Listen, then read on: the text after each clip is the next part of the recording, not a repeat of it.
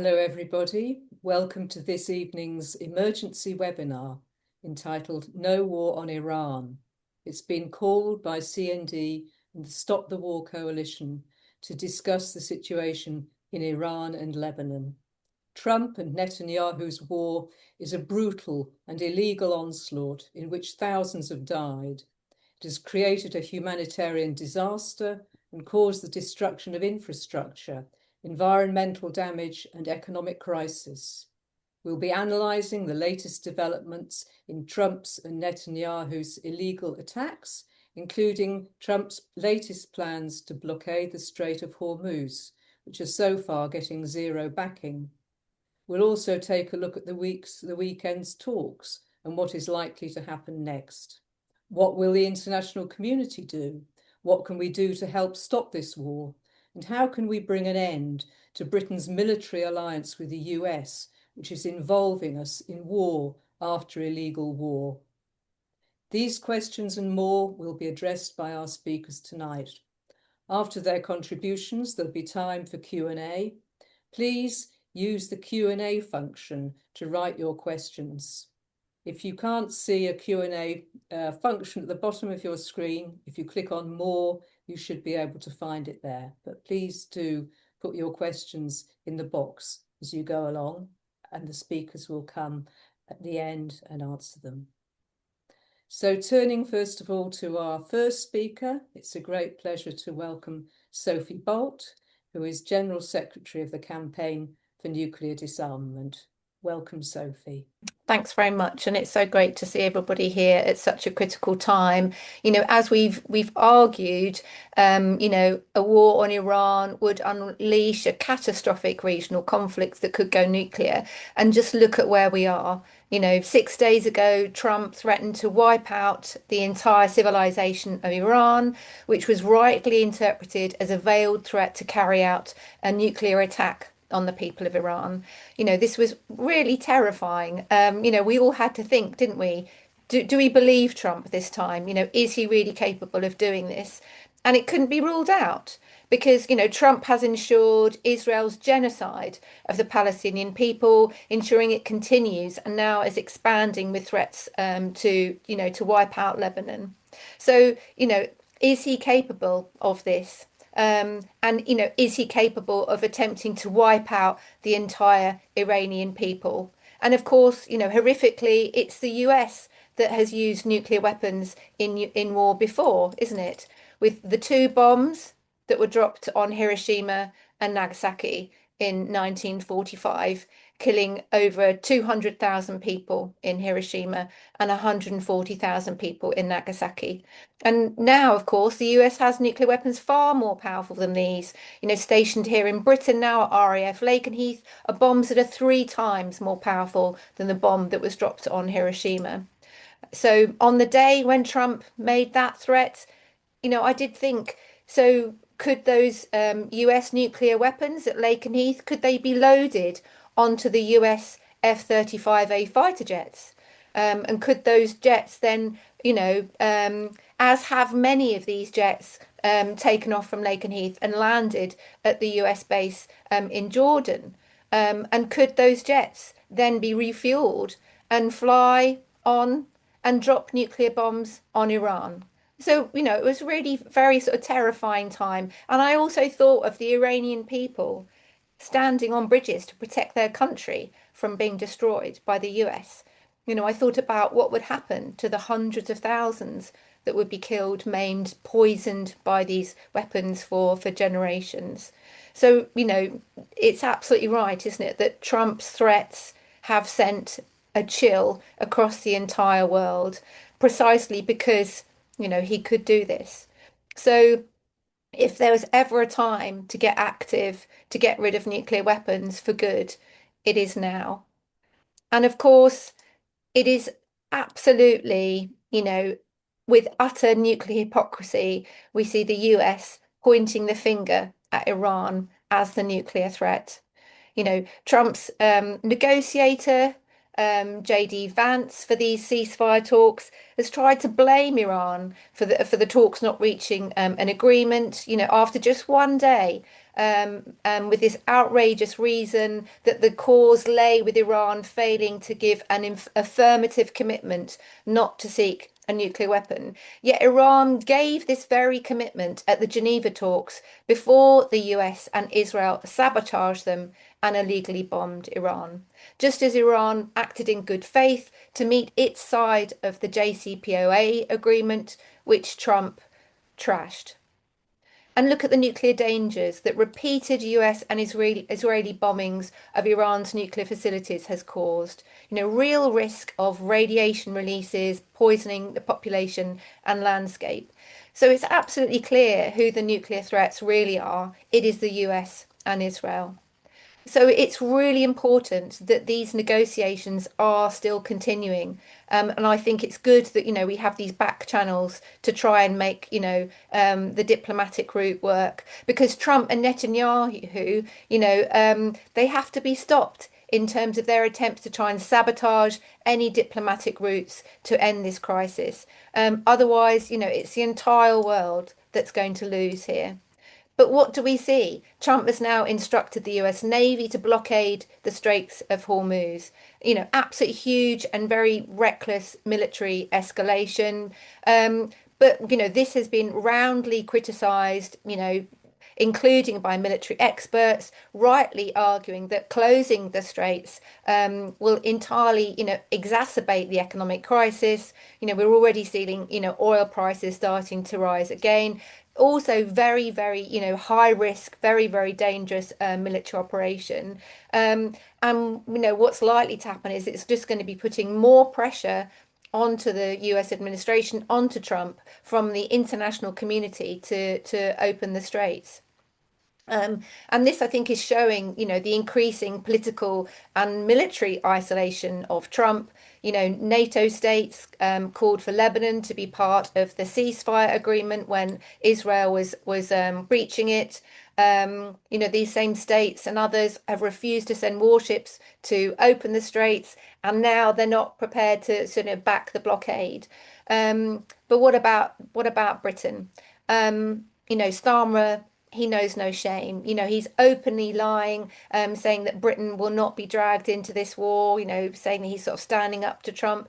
Yet in reality, we know that bases in Britain like RAF Lakenheath have been actively preparing for this illegal war well before the 28th of February. And of course, RAF Fairford has been central to Trump's devastating bombardment of Iran, dropping these 2,000-pound bombs, twice a day, every day since the 28th. And it's clear from reports that have been carried out by, fantastic campaigning organisations like Nuke Watch, that there's no way the British government can rule out that these missions are not carrying out war crimes. And now, after Trump has threatened to wipe out an entire civilization, Starmer hasn't stood up to him. He's just caved again, ditching the agreement to return the Chagos Islands to the people of Mauritius, all because of the military base of Diego Garcia, again, absolutely central to Trump's wars. 1 minute. And now he's saying, he's not going to enforce Trump's blockade, but Britain is minesweeping, is going to be minesweeping in the Straits, just as Trump wants. Starmer is actually helping Trump to go, for the military aggression and breaching the ceasefire. So actually trying to sort of stop diplomacy from working. The reality is that as long as Britain maintains its military and nuclear subordination to the US, it is complicit in US war crimes. It's complicit in accelerating risks of global war that could go nuclear.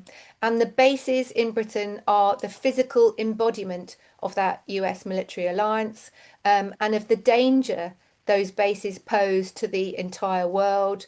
And of course, a physical embodiment to the lies and hypocrisy of the Starmer government. So as part of our, campaigning to sort of try and stop this war, to sort of maintain a ceasefire, but bring about something that's permanent, it's absolutely critical that we work flat out to get Starmer to close down these bases. And that's why, along with Stop the War, we're calling a demonstration at RAF Fairford on Saturday, the 25th of April. Really, really critical to keep the pressure on this government to back diplomacy, not war, because we can all see where this is going. It's absolutely, terrifying that we could be dragged into a global war, into another world war where nuclear weapons could be used. So Britain can play a critical role in that. It can either continue on this horrific path with Trump, or it can break from Trump. And that's what it's got to do. And that's a critical role of the peace movement now. Thank you. Thanks very much indeed, Sophie. Our next speaker is Diane Abbott MP. I'm really proud to welcome Diane. She's a politician of real principle, always standing up against war, racism, and nuclear weapons. Welcome, Diane. Good evening. Throughout the Cold War, there was the threat of a nuclear war, but now we have an American president who is a madman, and that makes the threat of nuclear war even more prescient. I mean, I call him a madman because what sort of politician attacks the Pope of all people? Quite extraordinary. And the world seemed as if it has slipped into chaos. There are almost too many conflicts to contemplate and too many misleading claims about each of them. So, for instance, in Israel and Lebanon, the Israelis are saying they're attacking Lebanon because Lebanon is attacking them, but that just isn't the case. And we should remember in passing that Donald Trump said he was the peace president and wants to be awarded the Nobel Peace Prize. Well, we can see the reality of that now. But it's also worth remembering that he won his last election with a promise to end endless wars. But in fact, he is waging and creating wars with every month or months that go past. Let's just look at some of Trump's wars. The US under Biden and Trump shares co-responsibility for the genocide in Gaza, as well as the attacks on Lebanon, on Yemen, and the ISIS takeover in Syria. Trump is responsible for the efforts at regime change in Venezuela, as well as the murderous siege in Gaza. Trump, having promised to end the Ukraine war, Trump has extended it. And now this is his second war against Iran. There is a pattern to some of these wars, which is behind them, as like a thread, is white nationalism, pure white nationalism. The people that Trump is going to war with are almost all people and communities in the global south. But other factors are also present, such as Europe and Starmer making excuses for Trump and providing him with cover and support, especially, sadly, Starmer. Another factor is the frequent resistance and turmoil that Trump provokes. He is not bringing peace anywhere, just destruction, murder, and chaos. And the question is, why? Why is the UK such a war-friendly? Well, we know the US has always hated Cuba and frequently tried to overthrow the government. It hated Venezuela ever since Chavez escaped their attempts to assassinate him. Over the last 2 decades, the US has repeatedly bombed countries in or near the whole Horn of Africa. NATO has been encroaching on Russia since 1992, and the US has attempted to throttle the Iranian Revolution since 1979. But now, under Trump, they're going to do all of these and more. His strategy document sets out a plan for global domination. It's laced with chauvinism, Islamophobia, xenophobia, and white nationalism. The history of colonialism tells us that first you have to demonize and dehumanize people before you attempt to enslave them. That's what's set out in the US strategy document. Trump boasted in his first term that he was going to get US back to a rate of 4% GDP growth every year. In fact, he's managed a little over 2%. The US accounted for half of the world output in the early 1950s, but in 2024 it accounts for less than 1/6 of world output. The US is losing economic supremacy over the rest of the world, and this partly explains why the UN is desperate to win the economic war with China. We saw how Trump launched all his tariffs, well, on almost all the countries except, I think, China, which he had to back off. As the German, I think he was a general or maybe a philosopher, but the German Clausewitz said, war is a continuation of politics by other means. Trump has decided to use military force in order to control markets and subordinate countries that he could not subordinate by political or trade war means. As a result, we should not expect an outbreak of peace anytime soon. Trump has announced in recent days that he's increasing the US military budget by enormous sums and demanding that other NATO members do something similar. And we're hearing in Britain from Starmer, from Kemi Badenoch, that we must spend more money on arms at the expense of spending money on welfare. Sadly, this will include some on the Labour side too. We should resist the Labour right, their austerity and their forever wars. They're not making us safer or better off.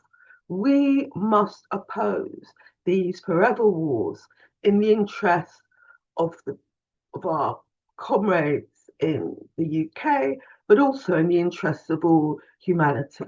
So this warmongering and this insistence on forever wars partly reflects economic issues and America's wish to dominate worldwide in a way it cannot do economically. So this is a very appropriate time to have this meeting, and I look forward to hearing from everybody else.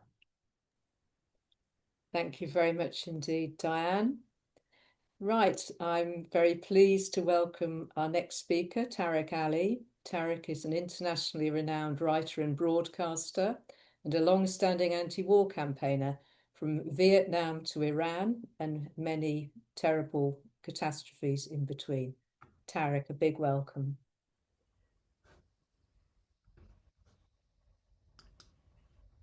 Hi. I've got a terrible cold and a cough coming on, so I'll have to leave after I've finished speaking, for which apologies in advance.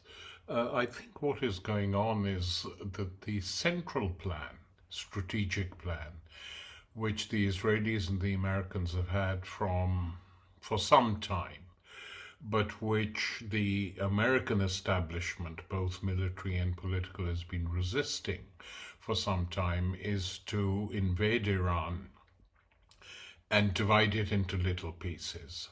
The countries they would like to divide it with, one are the Kurds, who they would give a base to like they've done in Iraq. The Kurds, unfortunately, though we all supported them for many, many years, have really become the mercenaries of the American empire. I mean, that is the role they're playing in different parts of the Middle East. So the plan is to divide Iran up. Why? Because Israel has never, ever been in favor of making peace with its neighbors. Every single time the Arabs have tried, they've been slapped in the face. And with this far-right government in Israel, which includes at least 2, if not more, fascists, in it the plan is to go all the way with the support of far-right White House, which doesn't care a damn about anything. Now, the problem is this. It's not Trump's words. I mean, he is uncouth and someone who shouldn't be allowed to use the word civilization. But it's been US policy for some time to take what they can, and they've done it. They did it during the Cold War, they failed, and they've started up again since the collapse of the old world, the Soviet Union and Eastern Europe. And, you know, I was thinking when I first heard Trump say this, that the first American general or leader to use the word of bombing a country back into the Stone Age was Curtis LeMay, a US general in Vietnam, who used exactly the same words, saying, we will bomb the Vietnamese back into the Stone Age. Well, you know, this was all talk. And they didn't do it. The only way they could have done is by using nuclear weapons, which they considered, and which they'd even offered the French in the 50s, since they'd used them in Japan not so long ago, and said, would you like nuclear weapons to wipe out these termites who are putting you under siege? So none of that is new. What is new? That some of the establishment, I mean, the fact that Trump has had to get rid of 10 to 15 generals, including the chief of staff at the Pentagon, says something. And what it says effectively is that there are differences. I mean, we know this now, that former senior generals or SAC generals have spoken up. They were not in favor of this war. They didn't accept its aims. They know it's an Israeli war, which the Americans are facilitating. And they don't like it. I mean, if you saw Tucker Carlson's interview on the BBC with that awful BBC journalist, which is floating around, he said that. He said, my anger with Trump is, you know, that basically American interests are not being served in this war. The Iranians have been trying for ages to do a deal with the United States. It's the United States which has sabotaged it, starting with Obama and the presidents that followed. Hillary Clinton, the Democrat, one of their leaders, right-wing leaders, has just said, or not just, at the beginning of the war, said she supports the war. So the position of what I call the extreme center politicians, wherever they are in Europe or in the United States, has been how this might not be good, but we can't stay out. We have to support the war. And that is what is going on. Two other points to stress is the war is not going all well for the United States. They were not prepared to see big aircraft carriers hit by the Iranians. And interestingly enough, the reports that are now coming out is that within the US Marines on that vessel included many people, soldiers who didn't want to be there. And so they did it by immobilizing the toilets. This was thought to be, you know, some sort of technical fault. It wasn't. It's now come out. They deliberately immobilized the toilets. There's sort of, you know, hundreds and hundreds of people on that aircraft carrier, which made the aircraft carrier dysfunctional, and the Iranians then went and attacked it. So it had to retreat. They couldn't stay on. They were not prepared for the Iranian attack on Tel Aviv and Haifa. They tried to cover it up, the West, by not publishing any reports of it at all. And they were not prepared for American planes being brought down and the pilots being released. Where those pilots are, I don't know. I mean, we've not been shown the big triumphant saving of these pilots bombing someone else's country. And most importantly, what has damaged both Israel and the United States in this war 1 minute. has been the breakup with some of the Gulf states. I mean, Qatar has asked US soldiers to leave their military bases. They've said they don't want American bases in their country. The Saudis, even to my astonishment, have asked the Pakistani army whether they can come and occupy the bases. And this is not just to do with the US. The whole plan was that Israel would effectively run the Gulf states politically and militarily on behalf of the United States. This was the central relay. They've antagonized Oman as well. So, and the fact that Trump has now had to admit what some of us suspected, that the very genuine demonstrations against the economic life in Iran that were provoked by these conditions and large-scale corruption were genuine without any doubt. But Trump has now said, and I always suspected that there was a CIA involvement.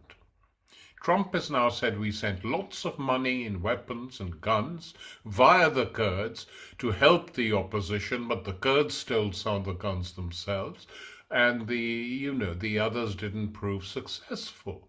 And why this became very clear was that genuine demonstrators in whichever country they are, if they have some affection for that country, they don't bomb hospitals, they don't bomb ambulances, which their own family, they don't kill cops who might be neighbors, and which they all use. They don't behave like that by and large. But in this case, the killings of ordinary Iranians, attacks on hospitals made it very clear that outside weaponry was done. They wanted to repeat the Syrian example in Iran, but they couldn't. And then Iran's fight back, whether the West or anyone else likes it or not, has very, very clearly gained the regime popularity. So on every level there have been setbacks. And quite honestly, the Chinese statement today saying Iran is our friend and trading partner, and we're not going to allow stuff we've already bought for them to be stuck in the Hormuz Straits is quite an interesting statement. So I am not sure. Normally I tend to be more pessimistic, but I'm not at all sure that the Americans can do what they're threatening to do. I mean, and at the last analysis, if the American military political establishment, the political establishment is pretty awful at the moment, feel that this president is damaging serious US interests and has got to be removed, they'll find a way of doing it. Thanks very much, Tarek. Thank you, that's great. Sort of food for thought there. So turning now to our next speaker, I'm really happy to welcome Maryam Eslamdoust. Maryam is General Secretary of the Union TSSA, a great voice also against war on Iran, a powerful and a popular voice against war on Iran. Welcome, Maryam. Thank you so much, Kate, and thanks to CND and Stop the War for organising this meeting. I'm also a British Iranian. I have family living in Iran, so it's been a depressing few days of Islamabad talks with Iran and America. And honestly, what makes it even more frustrating is that lasting peace doesn't feel out of reach. It actually feels like something that could happen, but only if the US and its allies get serious about the conditions they're putting on the table, because right now it feels like we're going round in circles. Iran's key demand has always been sanctions relief, and I think it's important to pause and talk about that for a second, because when most people hear the word sanctions, it just comes across as some kind of diplomatic pressure, something that's abstract and distant, but it's not. Sanctions are basically sweeping bans that stop countries from trading with Iran. They restrict what Iran can import and what it can export and how it can access its own money. And the real impact is always fall on ordinary people. So we're talking about shortages of essential goods, limited access to medicines, including treatments for cancer and other life-threatening illnesses. These are basic healthcare needs that Iran can't access because the West has imposed sanctions on it. And these sanctions have been applied on Iran for 47 years. And there's lesser known consequences. For example, Iranian airlines struggle to get parts or upgrades for their planes because of restrictions on sales, and this has real safety implications. It affects people's lives in a way that we don't think about. So I think the sole reason Iranian planes were crashing a few years ago was because they couldn't access the parts they needed to repair these planes. So when Iran says it wants sanctions lifted, it's not asking for anything extreme. It's asking for the ability to function like a normal country. It's asking to trade with other countries, to sell what it produces, to buy what it needs, to access its own financial systems and currency reserves, to participate in the global economy like everyone else. And after 47 years of sanctions, yes, Iran has developed a level of resilience. It's adapted in many ways. It's very self-sufficient. But that doesn't mean the damage hasn't been deep or ongoing.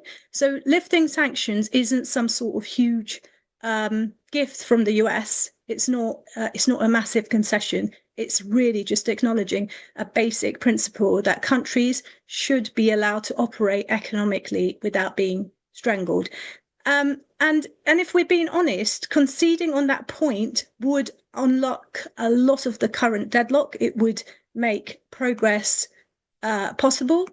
Then there's the issue of Iran's allies, groups like Houthis and Hezbollah. They're always brought up as sticking points by the West. And from Iran's perspective, these relationships are tied to its sense of security and sovereignty.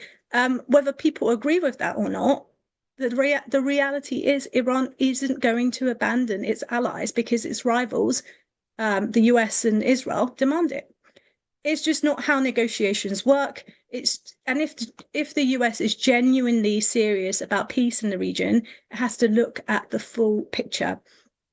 That includes looking at the role Israel plays in causing tensions, and tensions that have been building up for years. You can't expect one side to make all the concessions while ignoring the actions of another. That's just not how negotiations work. The Strait of Hormuz is another major issue. It's one of the most important waterways in the world, especially for global energy supplies. Iran now sees it as strategically vital, and given the economic pressure it's been forced under, it's also one of the few sources of leverage it has left. So it's not surprising that Iran is unwilling to give up control there. Any realistic negotiations would recognize that to try and reach an agreement would be to reach an arrangement that to keep the strait open and stable, rather than escalating things as they have been done. So, look, the illegal war waged on Iran isn't just a regional issue. It affects us all. Global markets have reacted. Energy prices are up. The cost of living has gone up. We've already seen how quickly instability can ripple outwards and hit ordinary people in the UK. And yeah, what often gets lost in all of this is the human cost on the ground. Thousands of civilians have already been killed, families, children, communities, people who have nothing to do with political decisions.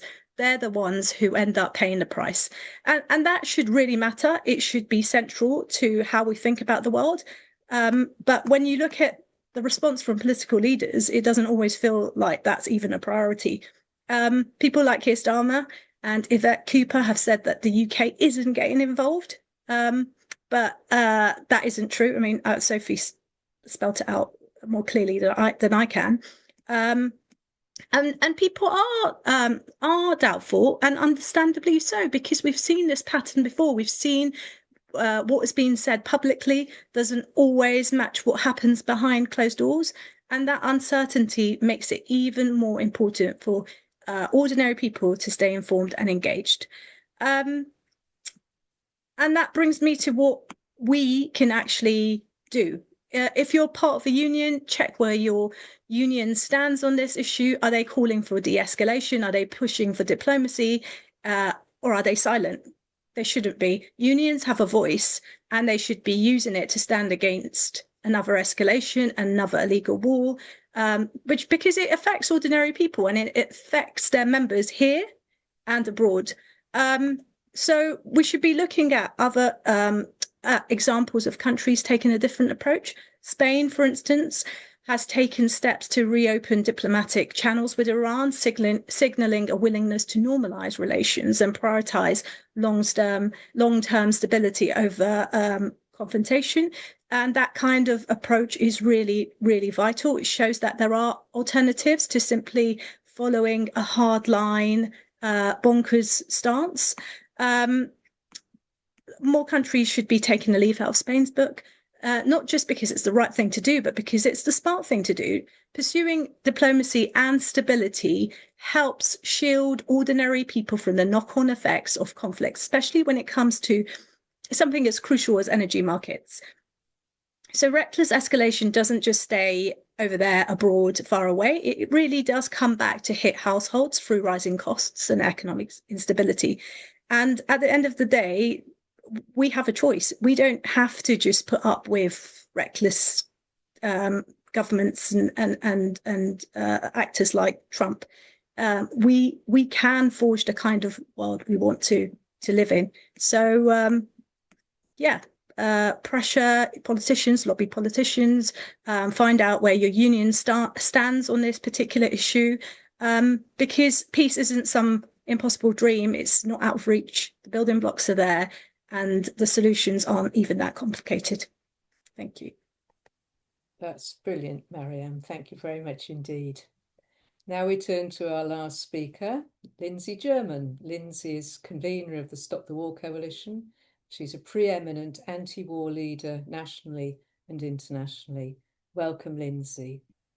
Thanks very much, Kate, and thanks to all the previous speakers for covering so many aspects of it and for such an important discussion, which I think is so crucial for us at the moment. I think that when we look at Trump and some of Trump's statements, and people have talked about bombing Iran back to the Stone Age, the one about wiping out civilization, and what an absolutely terrifying statement that was. I think we should see these as not as completely exceptional. I mean, there's many exceptional things about Trump, but not as completely exceptional. If you look at actually the recent history as well as the past history of the Middle East, then actually you've seen more and more barbarism growing. I mean, we've had the genocide in Gaza for 2.5 years, where our government and the United States, the European governments were completely complicit with what Netanyahu was doing. He is the person who really led this assault on Iran, was the person who persuaded the United States it had to go ahead, who wants to continue it. The Israelis bombed 300 people in 10 minutes last Wednesday when they hit Beirut and parts of southern and eastern Lebanon. The Saudi Arabians fought an absolutely horrible war against the Yemeni people, which again caused huge human destruction in the form not just of bombing, but of famine, of all the other things. So, in a way, this is an exceptional war, but it's also not an exceptional war. It's part of the general build-up of barbarism in the Middle East, led by the United States and Israel. But I think the important thing when we talk about what the consequences are is that actually Western imperialism and its allies in the Middle East haven't won this war and haven't won overall the general conflict against the Palestinians and against all the other people that they've been fighting against. In fact, if you look at what Trump wanted out of this war, he thought it would be another Venezuela, go in very quickly, come out very quickly with regime change and with seizure of the oil. That hasn't succeeded. The Iranians actually have used a number of very important, not just military weapons, but economic weapons as well. One has been the targeting of the Gulf states, who are such close allies of Israel and the United States, with a great deal of effect and a great deal of impact. The other, obviously, as people have referred to, is the closure of the Strait of Hormuz and the assertion that they are not going to, while they are being bombed daily, they are not going to allow business as usual going through the strait in the way that it has done. And this, of course, is having a huge effect economically, and I would argue politically. When you think that Diane referred to von Clausewitz and the war is the continuation of politics by other means, in a way, what's happening with Iran is politically it has actually managed to inflict some pressure and some defeat on the United States already. And particularly if you look at the oil prices, if you look at the what I think will be very high levels of inflation around the world, if you look at the effect already on the developing world and the global south, which is being hit much harder initially by oil shortages, by fuel shortages, by food shortages. All of these things are things that will also come to the Western countries and which will do fantastic damage. I think the blockade, which Trump thinks is his latest smart move, is going to backfire on him. I think that it will cause even more rise in the price of oil, even more worldwide instability, and of course it will bring him into more direct conflict with China because of the role of Iranian oil going to China than has been the case up to now. So I think for all of these reasons, it's not a clever move, and it's one that I'm sure even within the United States, there is great opposition to. We know this among the people of the United States who've demonstrated against Trump in very large numbers, but also it's true of sections of the ruling class. The Lawrence Friedman, who's the emeritus professor of war studies at King's College London, has just come back from Washington, and he said when he came back, it is hard to convey the gloom that has overtaken Washington because of the people in charge of the Defense Ministry, which is now called the Ministry of War, Department of War, because of the more and more sort of random kind of attacks that are going on, whether it's Iran or whether it's Cuba or whether it's Venezuela or any of these sorts of things. And of course, of the very big divisions that are opening up. Trump threatening to leave NATO because he claims that NATO hasn't done enough to defend the United States. I think you have to say the end of the so-called special relationship between Britain and the United States. I mean, it's one thing for the British ruling class to be told their prime minister is no Churchill, but when they were also told this week that actually he's Neville Chamberlain, that's a pretty big diplomatic insult against the British prime minister, and it won't be, I guess, very easy to overcome. There are huge problems in the Middle East because the idea was that Israel and the Gulf states would take over policing the Middle East, would deal with the Palestinians and would do all those things. The Abraham Accords, which was supposed to be the basis of this, are now in ruins and aren't going to be resurrected easily. And when you think what this means for us here in Britain, Starmer thinks he's playing a clever game by saying we're not in the war, we're not having anything to do with it. But as previous speakers have pointed out, that's a complete lie, both in terms of all sorts of ways in which Britain is militarily and intelligence gathering involved in the Middle East all the time, involved in the all those different things, but also in terms of the use of the bases.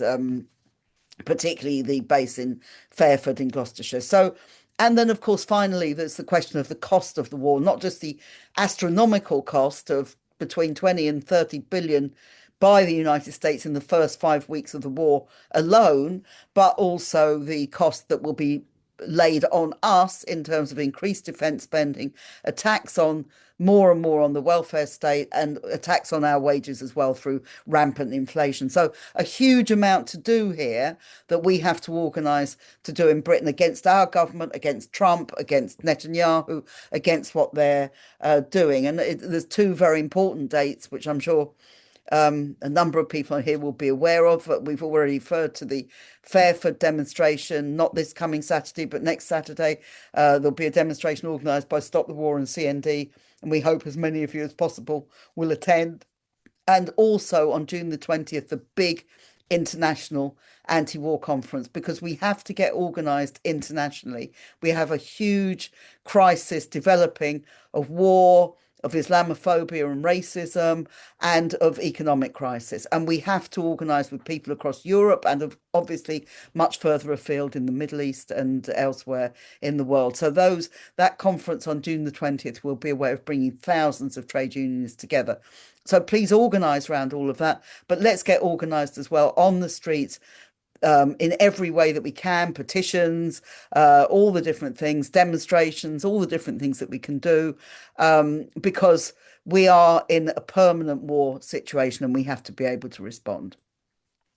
Thanks very much, Lindsay. Thanks to all our brilliant speakers. That was fantastic. We've also got lots of really great questions now in the Q&A box. So what I'm going to do, well, we'll try and do as many as we can. I'm going to read out 3 at a time to our speakers and then ask them if they would like to respond to any particular one. Given time pressures, don't feel obliged, speakers, to answer all of them, just anyone that you particularly want to. So, okay, I'll give you the first 3. This is from Tom from St Albans C&D. It's a question essentially about bases, which came up at his group meeting last night. He talks about RAF Molesworth and others like RAF Alconbury. They're being used by the United States for things like intelligence, communications, strike capabilities, and so on, used by the US for at bases like Fairford, which we obviously have heard a lot about. What should we do about US bases here in Britain? And I know it's becoming a much more prominent issue. There's a fantastic piece in The Guardian. I always say Guardian pieces are fantastic, but a really big piece of coverage about US presence here, over 12,000 soldiers and so on. What can we do to be mobilising to get rid of that, what is effectively an occupation? Second question is from Adrian Turney, who says, Hezbollah has asked Lebanon to cancel talks with Israel. What could be the implications of that? And then James Charr, he says, ministers claim that bombing missions from British bases are defensive. There's a question about this stupid defensive claim, but they refuse to answer any questions as to what controls they apply over American targeting lists or on civilian casualties. How can we stop them, our government, from hiding the truth under the excuse of national sovereignty? Okay, so that's our first 3 questions. Which speaker would like to have a go at any aspect of that first? Just wave at me. Sophie, is that a wave? That is a wave. Okay. Yeah. So on the question of the bases, I mean, I think that in a lot of ways, because the situation is just becoming so much more dangerous, the kind of what's going on at these bases is becoming much clearer, and also the fact that it's like so horrific. You know, there are war crimes being committed, through these bases. Genocide is being sort of carried out through the use of these bases. So more and more people are starting to sort of understand that. And as Kate said, you've even got the Guardian doing a really kind of long expose, building on the very, very excellent work of Declassified. And I think that this really reflects the massive and growing opposition to the US military alliance. And it totally shows that this is just a complete lie, that, being part of like the military alliance with the US and having all these military bases keeps us safe. Do you know what I mean? It's the complete opposite. It makes us a target. And we're in a situation where with a leader like Trump, that's sort of incredibly dangerous. So what can we do about it? I mean, I would say I'd say the most important thing is go there. Go to the bases, because I mean, in a lot of ways, it's very empowering. You know what I mean? You're actually seeing how they work. You're kind of really starting to understand, how this kind of military infrastructure sort of, works and comes together and all that sort of stuff.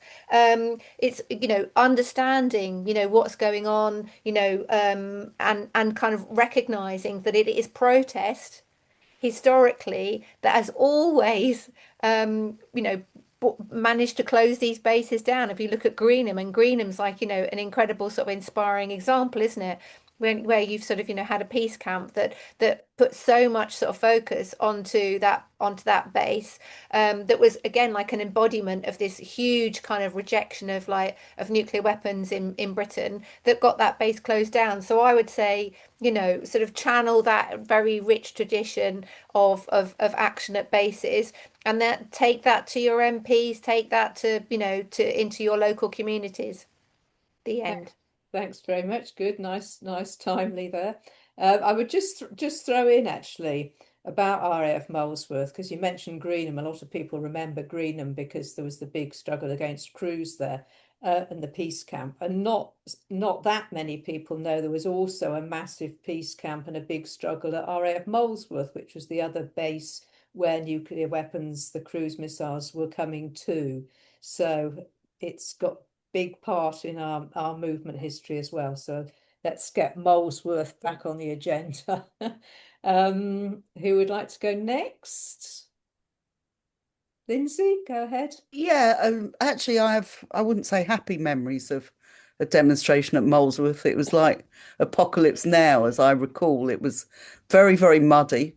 There were big American helicopters flying over us constantly. But yeah, it was an important thing to do. And obviously I mean, I think very simply, we should say we want no US bases in this country, no US bases in Europe or anywhere else come to that they are a force for war, not for peace. They're not defensive. They are there to gather intelligence and to be used in direct hot wars, as we're seeing at the moment, and also US personnel, out of service personnel, military service personnel, of which there are 10,000 or 11,000, I think, in this country, and many more in Germany and various other parts of Europe. I just wanted to say a little bit about the question of Hezbollah and them saying to the Lebanese government, don't talk to Israel. And I think there's a very simple reason for this, which is that if Israel wants to talk to the Lebanese government, it wants to do so in order to weaken Hezbollah. That they try all the time to say the only reason we're bombing Beirut or the Bekaa Valley or Sidon or any of the places that they have caused absolutely horrific attacks in recent weeks is because they claim they've got no quarrel with the Lebanese government or the Lebanese people. They just do with Hezbollah.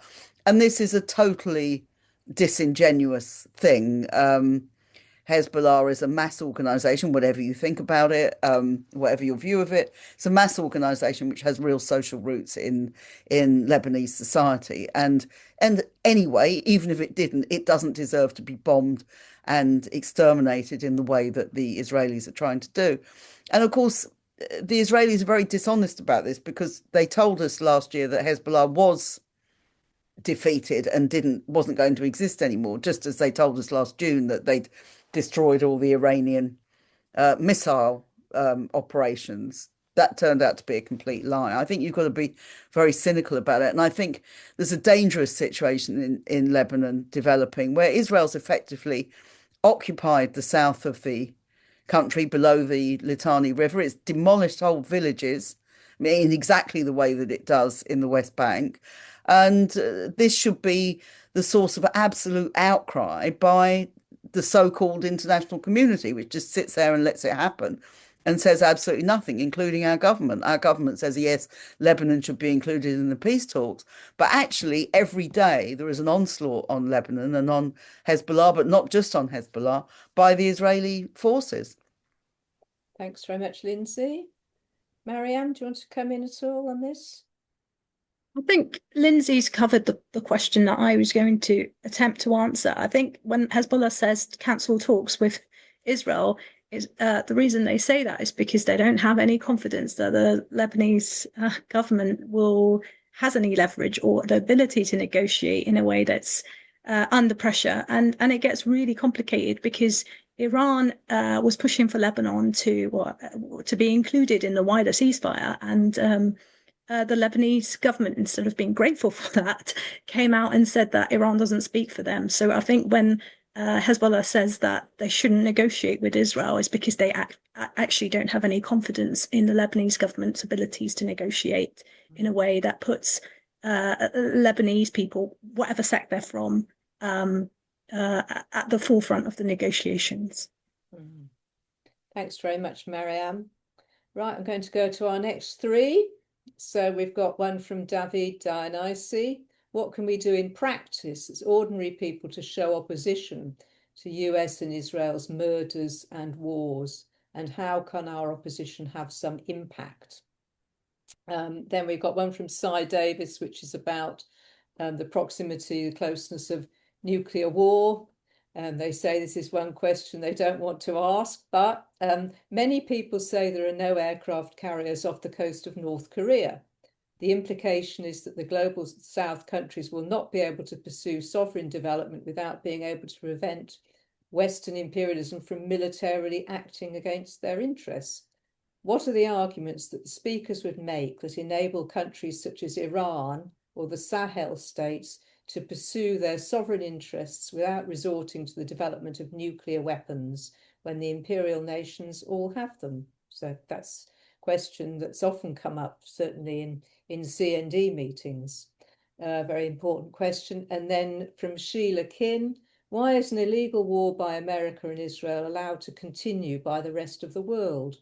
Why is Israel allowed to decimate Gaza and Lebanon without any other country stopping them? Who gives them the right to enforce their power on others? Okay. Okay, ladies, who's first? I don't mind. Go on then, go on. So this whole thing about, shouldn't all countries get nuclear weapons because then they'll be able to defend themselves? I mean, I would say that I think if you look at the situation in Iran, I mean, it's sort of similar to what Lindsay was saying in relation to the fact that Iran has managed to defend itself, and it has really sort of forced the US into negotiations, even though it didn't want to. There's been a lot of discussion about like Iran's kind of asymmetric warfare, so it's using like quite cheap tech, like drones and what have you, to sort of like put a huge sort of cost burden onto the US in terms of the amount of money that the US is having to sort of spend on this war. So I think it's really sort of showing that if you have like strategy, you also you have a population who are seeing that that their sovereignty is at risk, that their right to existence is at risk, and they are sort of united against it. So I think that you know, I would say that Iran is sort of showing how you don't need to have nuclear weapons. But obviously, C&D argument is like, if you have a situation where, you're saying that you need nuclear weapons for your security, then that means every country will have, needs to have them. And then you are in a much greater risk of nuclear annihilation, actually sort of like the destruction of the entire planet and humanity, as it exists. So, it's complete sort of fallacy that, you have to have nuclear weapons in, for your security. And we know that it just, puts all those countries, that are being forced to host US nuclear weapons, for instance, it puts us, it makes us a target, and it makes us, puts us at great risk, doesn't make us safer at all. So, yeah. Thanks very much. Who's next? I'll Marianne? have a go. Kate, look, I don't want to disagree with Sophie, because I do believe in deterrence, but it's looking, Trump's illegal war in Iran, it's looking like it's not really possible anymore for a country to remain fully sovereign without either towing the line or having some form of very serious deterrence. We've seen what happens to countries who don't have nuclear weapons. So look at Libya, for example. It gave up its weapons program and still ended up being destroyed. And that really sends a message to the rest of the world.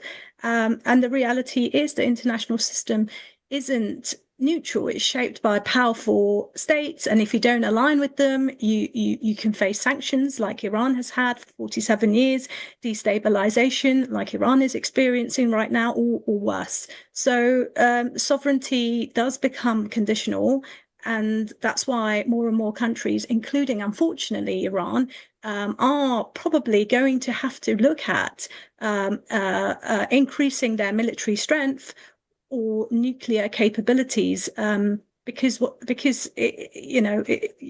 Iran is vulnerable, and if you don't want conflict, you're often left with one option, to either toe the line or acquire the nuclear capabilities. It's a really, really bleak situation. It means smaller or independent states don't get the full freedom of choice, but it's just how the international system is supposed to work, and it's increasingly feels very unfair. Thanks, Marianne. There's a bit of controversy there in what you've said, but we respect your right to say it. Lindsay, how are you going to deal with that? I mean, just on that question, I mean, I understand it, and somebody's put in the chat they wouldn't have attacked Iran if it actually did have a nuclear weapon. But actually, if you look at reality, that isn't necessarily the case. In fact, if the way we're talking about conflict now, Russia's been involved effectively in conflict with NATO for the last 4 years in the war in Ukraine, and of course Russia and Britain and France and the United States all do have nuclear weapons. India and Pakistan both have nuclear weapons, but actually Pakistan has recently been in military conflict with Afghanistan. And India and Pakistan have in the past been in conflict with each other, and there are a whole number of tensions there. So I don't, and I think more generally, I think the idea that, which is a very current idea, and as I say, I can understand it from countries, particularly in the developing world, leaving aside the nuclear question for a minute, but who want to increase their number of conventional, so-called conventional weapons. But actually, if you look at what's happening in the world's getting more dangerous as people get more weapons, because once everybody starts getting more weapons, then it becomes much more likely that they will be used. And if you think about, if you look at countries like Saudi Arabia, has a very, very huge amount of arms spending. You go around the world, there are many, many countries, for example, Brazil, that has a very, we don't think of Brazil probably as a major military power, but it is a major military power. Now, so therefore, I think you've got to say, look, the answer to the threat of war is not everybody gets weapons. It is that we've got to fight for disarmament, both nuclear and and conventional disarmament, but more importantly, against the whole system of imperialism, which, as you quite rightly say, favours a few very, very rich countries against a whole number of other countries. So I suppose that would be my answer to that. I mean, if I can just say something about the other questions, is that all right, Kate, or do you want me to? Yeah, no, that's fine. Because again, this whole question about, somebody asked, why are these illegal wars allowed to continue?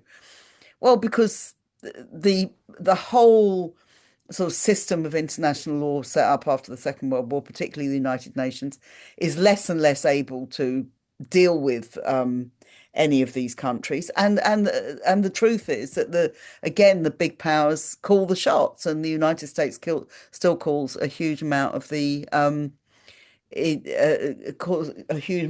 shots. And this is why, despite challenges, in the courts over the genocide, and despite all these things, there's very, very little condemnation, let alone serious, BDS or serious, let alone sanctions. As Marianne quite rightly says, they've been on Iran for decades, whereas there's no sanctions on Israel. There's absolutely none, And so these are important questions. So I think, just the final question, what can we do in practice?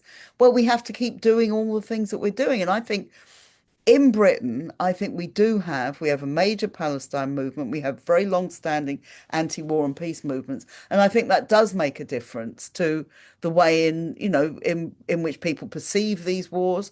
And we've got a very big job, I think, because in the schools now and in the universities, the military are all over them. Somebody was telling me today about British Aerospace sending colouring books to schools so they can colour in a few fighter jets and things like this, to make sure the children all grow up knowing the value of military equipment. And, we've got to fight on all these levels, through the unions, through demonstrations, through doing what we can to make a difference to this.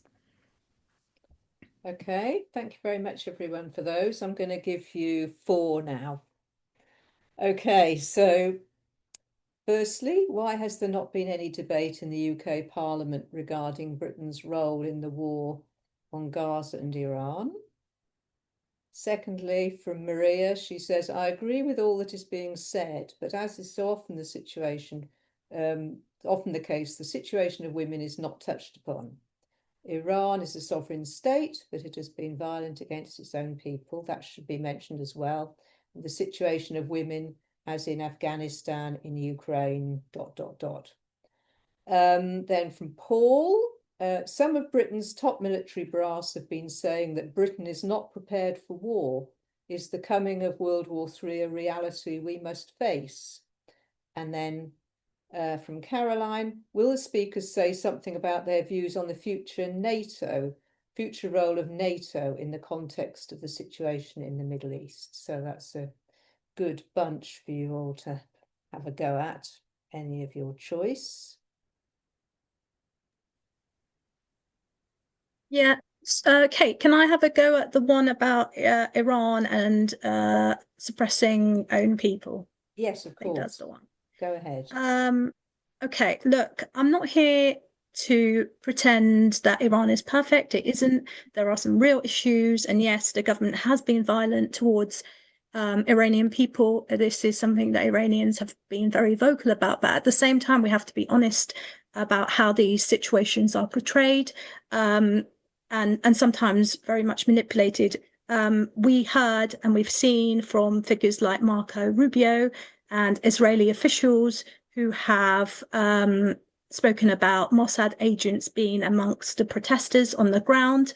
And what started off as peaceful protests about economic hardship quickly became really, really violent.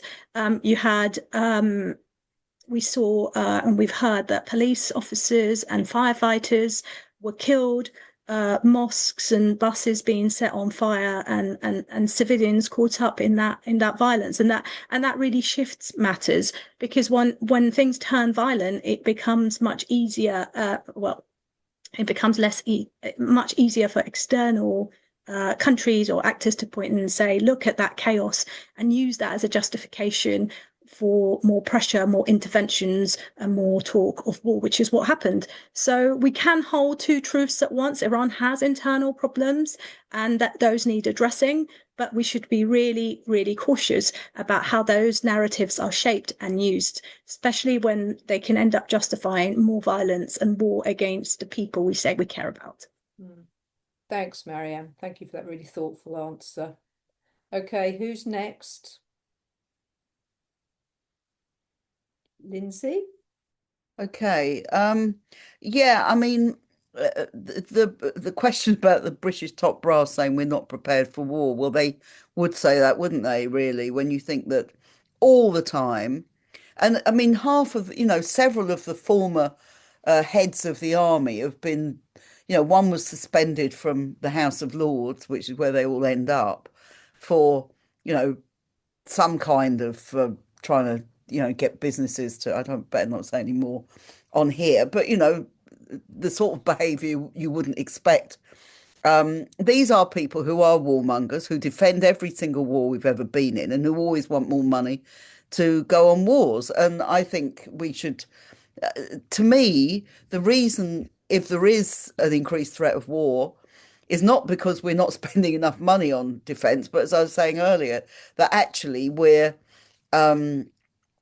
rearming and spending more and more money on weapons very, very rapidly at the cost of an infrastructure in virtually every other area of life in Britain. And the same is true in France, Germany, and so on, which could actually benefit people. So you've got this rivalry going on. It's because you've got a declining US imperialism, the creation of more of a multipolar world, and alongside that, these tensions now in NATO, which NATO was always, since the Second World War, was always kind of, the Americans always controlled it militarily, but it had a kind of European figurehead.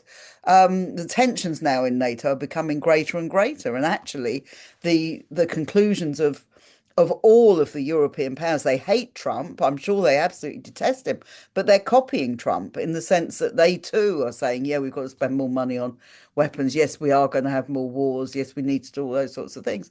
So bad situation. The question about women, just to add to Mariam obviously has answered that quite extensively, but I think it was also a sort of general question about women. I mean, personally, in terms of Iran or Afghanistan or anywhere else, I'm not in favour of women having to wear a head covering or hijab or whatever if they don't want to do so. And I think that is wrong. I also think it's wrong when people say women shouldn't wear a hijab, for example, in countries like Britain, for sort of Islamophobic reasons. To me, that should be the choice of the women. And my long experience with working with Muslim women in the anti-war movement is actually wearing hijab is not a sign of any kind of docility or not being able to stand up for yourself. I would say very much the opposite. And I think, but I think more generally, women are the sufferers in war. More and more wars are the civilians, are the people who are targeted and who die and are injured. You look at the women in Palestine. You look at women in Iran and Lebanon now. They're the people who are in the most dreadful situation and who, they've got to care for children, they've got to find food, they've got to do all those sorts of things. And they must be absolutely terrified. It must be the most horrible situation for anybody who's in this war situation. Unfortunately, many, many women are around the world and are finding themselves in this situation. And that's another reason to end the wars. Thanks, Lindsay. Sophie? Yeah, so just in terms of like the sort of the future role of NATO, I suppose the future of NATO, and just to sort of echo what Lindsay was saying in terms of sort of the splits that are taking place, and like on one level, it's very significant, isn't it, that you've got this sort of real public political split between the US and sort of its kind of European NATO allies, which. But what does that kind of mean sort of militarily? Does that mean that that's a kind of a weakening of NATO, and like where you know, where does the US fit in all of this? Because obviously, you know, as people have said, it was basically sort of set up, NATO was set up by the US in order to project its power across the world and, you know, across Europe.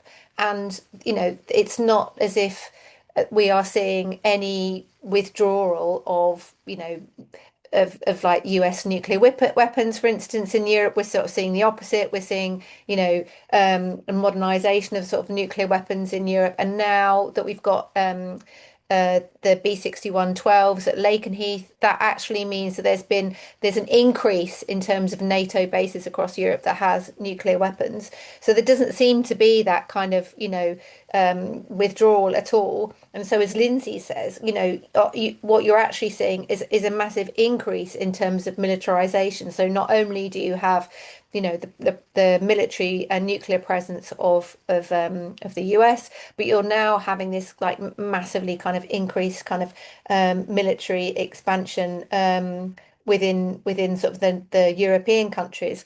And now this, you know, this whole talk about like France you know, sort of sharing its sort of nuclear weapons. So it's got these sort of nuclear jets. So talking about those potentially being, you know, stationed in, you know, Poland or maybe even Germany, so even closer to the Russian border. So sort of very dangerous. So on the one hand, it's like, you know, these splits definitely are representing something significant, as we've been talking about, in terms of the increasing isolation of the US. But on the ground, in terms of militarily, it's not, you know, that power is still incredibly kind of strong and very, very dangerous. I feel that, you know, it's really representing the fact that you have this increasing democratic deficit between the leaderships of these countries and then what the populations want. So if you look at kind of, you know, the vast majority of, you know, populations across Europe do not want these wars, do not want nuclear weapons. Do you know what I mean? They want to have a decent standard of living. So I think what we really need to be doing is like, you know, again, it's kind of echoing the importance of the global solidarity, but also solidarity across Europe, for instance, in terms of this sort of peace summit. That's really important that we kind of really kind of coordinate that work to get rid of NATO. Okay, we're right with you there, Sophie. Okay, so look, speakers, there's just a few more questions, and I'm going to put them to you. And then, in order for us to finish by past, you've got like 2 minutes each. But here we go. So the first one's for Sophie, specifically from Jan. Can you clarify what bombs have gone from Fairford to the Middle East and where they were used or are being used, I guess? Someone who's an anonymous attendee, I'm going to slightly disregard the first bit of it, which says, I think the nuclear issue is not relevant anymore, but there you go. They say the real threat is the agenda of Trump and similar, which is about total control through economic might. Diane made the point that wars are nearly always about economic control. The big tech companies and money behind Trump is what we need to fear. Okay, so that's about the threat from that.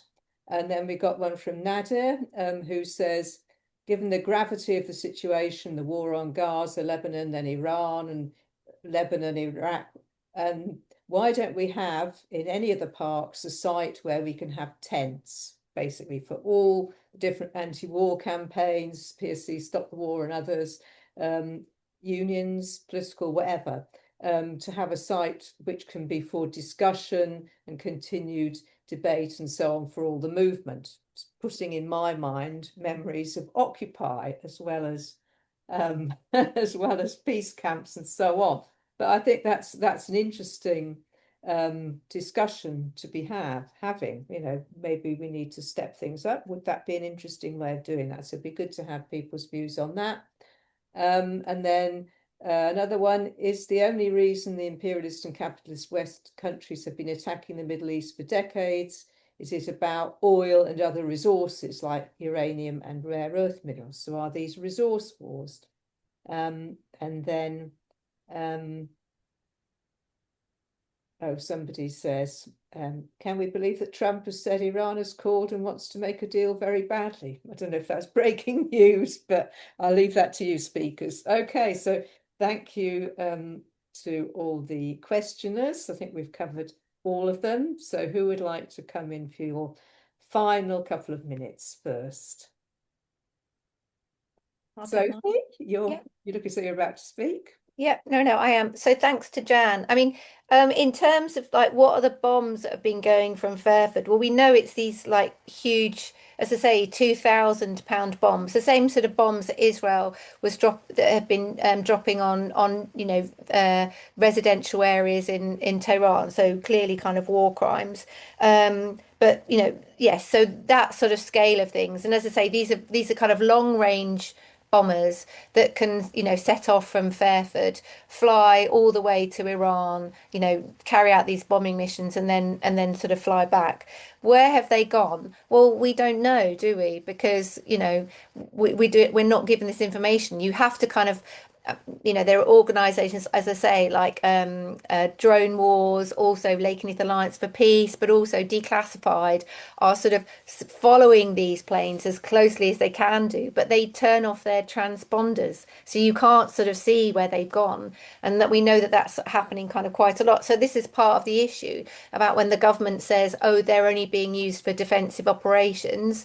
The reality is we don't know where they've gone. As I say, Drone Wars, their view is given the sort of the command structures of the US, a lot of the time these bombers are already in the air before the decision has been made about where they're going to be deployed. So, this is why we have to close this base down. This is why we want all those bombers back to the States. And one of the questions was like, what difference is it gonna make having like a protester at a military base? Well, it makes a massive difference because it shines a spotlight on these bases, and it shows that there's real public outrage about what's going on, and it builds the pressure. It's about having actions wherever and on all levels. So my final plug really would be, do please come to Fairford on the 25th of April. It's absolutely critical. This is, potentially we're still, we're right at the end of the 2-week ceasefire. So again, it's really, really critical that we put pressure on this government to, pull the plug on these bases and end this horrific, military alliance with the US. Thanks very much, Sophie. Who's next? Lindsay, go for it. Yeah, just on the question about economy and war and the question about oil and resources and why people go to war. I mean, there's obviously a very, very big connection between some of these wars. We always talked about Iraq as a war for oil, and obviously oil and gas are incredibly important in the Gulf. But I think it's also not just about economics. Well, it's about economics, but it's also about political power and the role of the imperialist system in terms of creating this competition, which is economic competition, which then becomes military competition. And that was if you look at the history of the period before the First World War, this is what you saw there, increasing rivalries between different countries. When even with the Second World War, you have this big build-up to the Second World War of competition, of rearmament, of all of these things, and we're in a period like this again. We're now in record levels of arms spending worldwide. I mean, absolutely record levels that go up every year. We have the United States as a declining imperialism, which feels threatened by China economically, and by its investments in various parts like Latin America, for example. And this is one of if you look at Trump's thinking, this is one of the thinkings behind it. But the point, I think, which is important, is that these wars are becoming less and less popular. Sometimes they can sell wars to people, and they quite often do. For example, the Ukraine war in this country is still relatively I wouldn't say it's popular, but it's relatively supported by quite a large number of people. But it's also true that the people begin to see what the wars are doing. Gaza had a huge effect on people internationally in terms of building a mass movement. And I think it's one of the reasons that this attack on Iran It's very unpopular in the United States. It's very unpopular in Britain, and I think in most countries in the world. And we have to take some sort of comfort from that in terms of the role of a whole range of campaigns and different things that people have done going back years and years. But they have actually created a situation where opposition to war is very great. The problem is you're faced with the sort of relentless drive towards war, backed up by the arms companies, backed up by all sorts of other vested interests who want them to continue. And therefore, we've got a big task on our hands to actually ensure that the people who do oppose war actually do win that argument. So I think that's a very important thing, and I think that's the most important issue for us to be campaigning on at the moment. So yeah, Fairford and the anti-war conference are both incredibly important, and obviously May the 16th, when we've got the Palestine Nakba Day, the same day as Tommy Robinson is marching. Thanks very much, Lindsay. Mariam, over to you for the final word. Thank you so much. I'll answer the question by Sheila, which is about why is an illegal war by America and Israel allowed to continue by the rest of the world? And it's something that a lot of people are thinking, how is this illegal war allowed to happen? Why has the rest of the world allowed for Israel to decimate Gaza and Lebanon? And the simple truth and simple and uncomfortable truth is that people who could stop it just aren't doing it. And you've got the EU presenting itself as this force for peace and good and international law, but in reality is pretty hawkish and frankly quite subservient to Donald Trump. And instead of pushing back, many EU leaders are just falling in line. At the same time, Trump is looking increasingly erratic. Even people on his own side, including figures connected to the Pentagon, have stepped down or distanced themselves from him. And this tells you something is not stable behind the scenes. There is opposition to these wars, especially in the US, but also here and in other parts of Europe. But the system is slow. And in the US, the mechanisms for impeachment, I think, can't really happen until after the midterms in November. So in the meantime, decisions like this can still go ahead. Look, in Europe, most states just don't seem willing to stand up to Trump for the kind of pressures or bullying that he engages in. So when they talk about values, it really, like, the actions don't match. The only real exception is Spain. Yeah, we're left with a situation where war can just move forward, and not because everyone agrees with it, but because there aren't enough powerful people or actors willing to say no.